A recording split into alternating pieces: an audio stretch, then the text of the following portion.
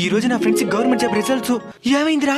Just 3 మార్కుల్లో పోయిందిరా. నీదేమైందిరా? Just 30 మార్కుల్లో పోయిందిరా. Next ఏం చేద్దాం అనుకున్నావురా? మళ్ళీ ప్రయత్నిస్తానరా. నువ్వురా? మనం ఇంకా ప్రయత్నించేదేమిలే, ఏదో పని పోవాల్సిందే. 5 సంవత్సరాల తరువాత ఈసారి ఏమైందిరా? మళ్ళీ పోయిందిరా. మళ్ళీ ప్రయత్నించాలనుకుంటున్నావా? లేదురా, ఇంక ప్రయత్నిద్దామన్నా జోబులో 1 రూపాయి కూడా లేదు. నన్ను అప్పిమంటావా? ఒకప్పుడు ఒక చిన్న హోటల్ ఒక పనికి చేరి ఇప్పుడు నేనే సొంతంగా హోటల్ పెట్టి 30 మందికి పని ఇస్తున్నా. ఫీల్ అవ్వద్దురా. నువ్వు ఇంతలా గవర్నమెంట్ జాబ్ని ఎందుకు ఇష్టపడుతున్నావో తెలుసుకోవచ్చా? గవర్నమెంట్ జాబ్ ఉంటేనే కదరా సొసైటీలో విలువ. అది ఒకప్పుడు రా. ఇప్పుడు ఎవరి దగ్గర ఎక్కువ డబ్బులుంటే వాడికే విలువ. నిన్ను మళ్ళీ ప్రయత్నించొద్దని నేను చెప్పను, ఎందుకంటే నీ శక్తి సామర్థ్యాల గురించి పూర్తిగా తెలిసిన మనిషివి నువ్వు మాత్రమే. ఒకవేళ నీకు మళ్ళీ ప్రయత్నించి సాధించగలను అనిపిస్తే ప్రయత్నించు, లేదంటే మరొక మార్గాన్ని ఎంచుకో. ఎందుకంటే ఇక్కడ గవర్నమెంట్ జాబ్ మాత్రమే జీవితం కాదు, ఇక్కడ డబ్బే ప్రధానం.